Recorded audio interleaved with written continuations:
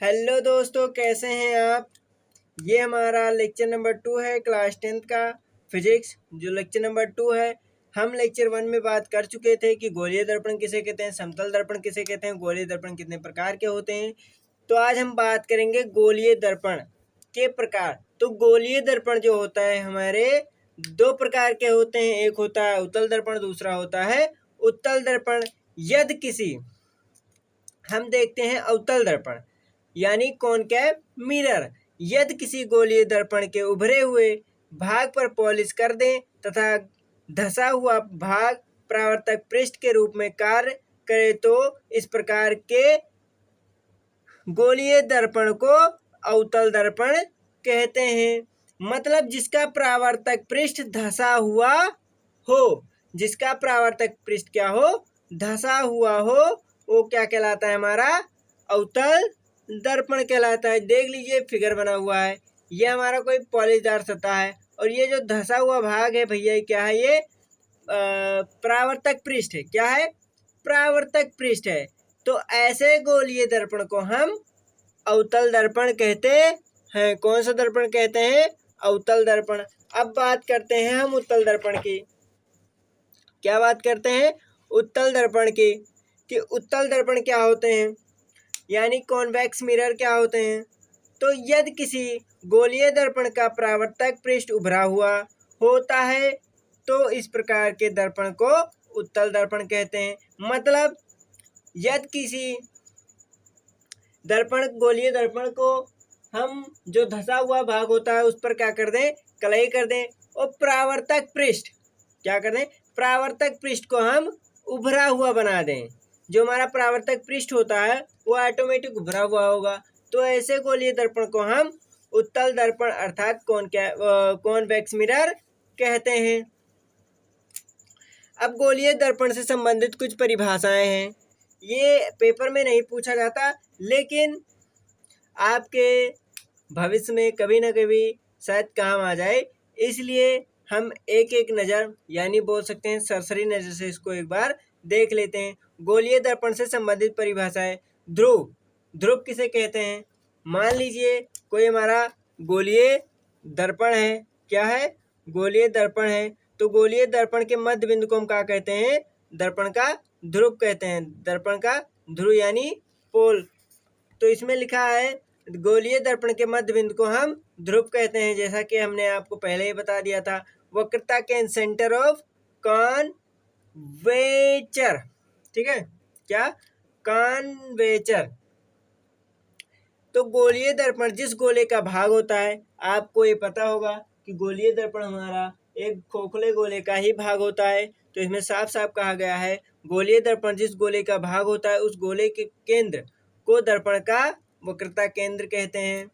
अब आपको पता होगा कि जब दर्पण बनता है तो उसमें क्या होता है, केंद्र होता है, खोखले गोले का ही एक भाग होता है जिसके एक पार्ट को अलग कर दिया जाता है। तो जो बचा हुआ पार्ट होता है उसमें एक पार्ट पर कलई कर देते हैं तो दूसरे पृष्ठ को परावर्तक पृष्ठ बना लेते हैं, है ना। और उसके मध्य बिंदु को हम क्या कहते हैं, उसके मध्य बिंदु को हम क्या कहते हैं, दर्पण का ध्रुव यानी पोल कहते हैं। तो आपको पता होगा कि गोले में हमेशा एक केंद्र होता है। केंद्र होता है कि नहीं, केंद्र यानी सी। तो जब गोले का केंद्र होता है वही हमारे दर्पण का केंद्र हो जाता है। क्या हो जाता है, केंद्र यानी सी। अब देखते हैं मुख्य अक्ष के प्रिंसिपल लाइन। वक्रता केंद्र और ध्रुव के बीच ध्रुव को मिलाने वाले, वक्रता केंद्र और ध्रुव को मिलाने वाली रेखा को हम क्या कहते हैं, मुख्य अक्ष कहते हैं। वक्रता ये हो गया भैया, और दर्पण ध्रुव पोल यानी सी और पी को मिलाने वाली जो रेखा होगी वो मुख्य अक्ष कहलाएगी। क्या कहलाएगी, मुख्य अक्ष कहलाएगी। अब बात करते हैं वक्रता त्रिज्या, रेडियस ऑफ कर्वेचर। वक्रता त्रिज्या, वक्रता त्रिज्या क्या होता है, गोलीय दर्पण जिस गोले का भाग होता है उस गोले की त्रिज्या दर्पण की वक्रता त्रिज्या कहलाती है। आपको पता है गोले में त्रिज्या होता है, केंद्र होता है ना, यही सब तो होता है। तो जो गोले का त्रिज्या होगा, जो गोले का त्रिज्या होगा वही हमारा भैया, इतना कुछ बता दिए, सॉरी, जो गोले का त्रिज्या होगा वही हमारा क्या होगा, दर्पण का त्रिज्या कहलाएगा। अब बात करते हैं अभिलंब की। किसकी बात करते हैं? अभिलंब की। दर्पण के किसी भी बिंदु को जहां आपको अभिलंब खींचना हो उस बिंदु को वक्रता केंद्र से मिला दीजिए तो यह वह अभिलंब कहलाता है। मान लीजिए क्या है? सी है।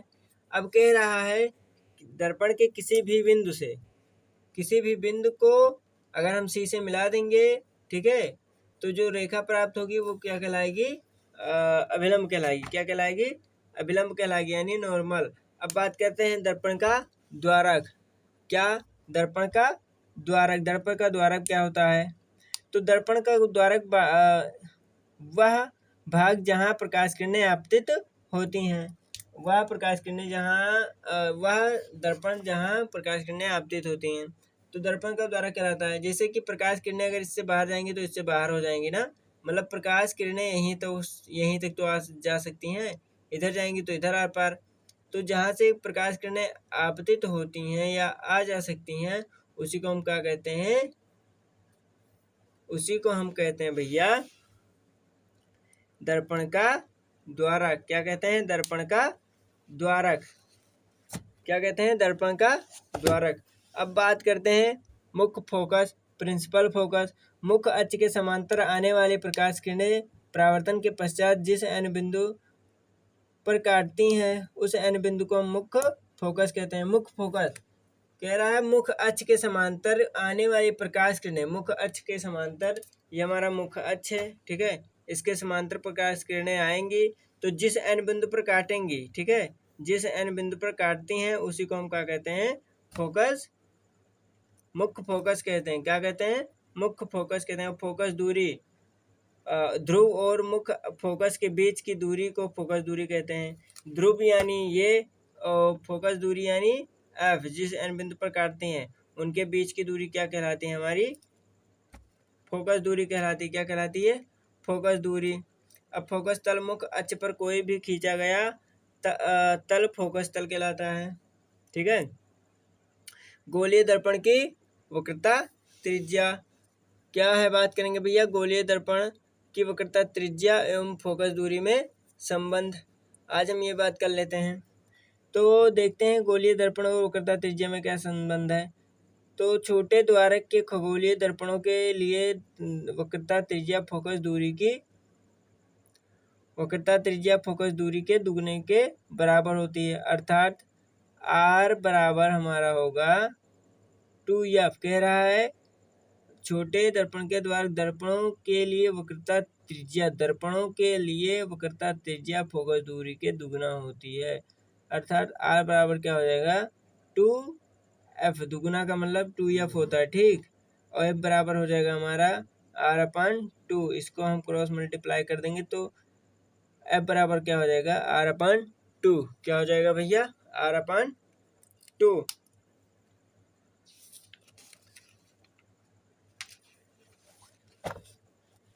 अब हम देख लेते हैं गोलीय दर्पण द्वारा प्रतिबिंब बनने का नियम। ये हमारा भैया क्लास 10th के लिए वेरी वेरी इंपॉर्टेंट है। क्या है? वेरी वेरी इंपॉर्टेंट है। वेरी वेरी इंपॉर्टेंट टॉपिक है गोलीय दर्पण द्वारा प्रतिबिंब का बनना।